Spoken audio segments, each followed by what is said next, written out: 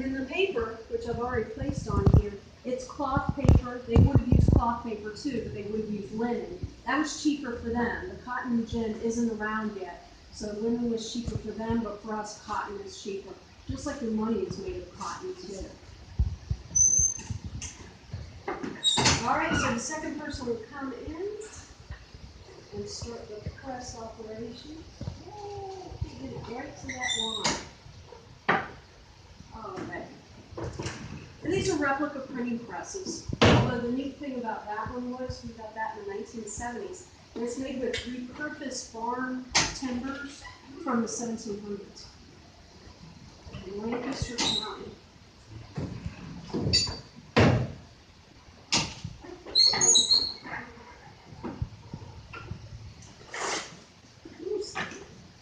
So what we have here is the Declaration of Independence. And this isn't the one written by Thomas Jefferson.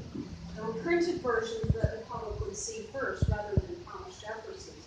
So what I have here is one from 1777, the Goddard broadside, named for Mary Catherine Goddard of Baltimore. Pardon me.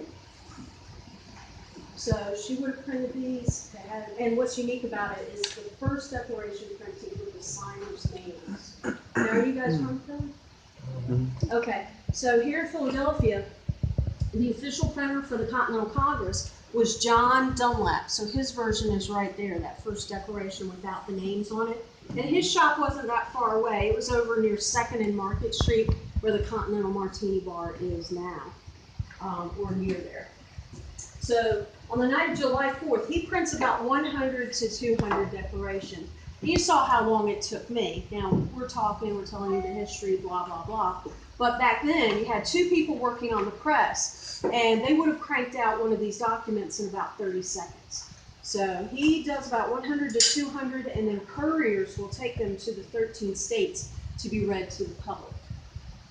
And if you ever join us on July 8th, we do a reenactment of that first public reading right behind Independence Hall. So come on and join us. Now, Franklin was very smart. He works his way into politics through his printing business. So he's a young man, and he goes to the Pennsylvania Assembly, and he's like, hey, how about I print up the currency for Pennsylvania?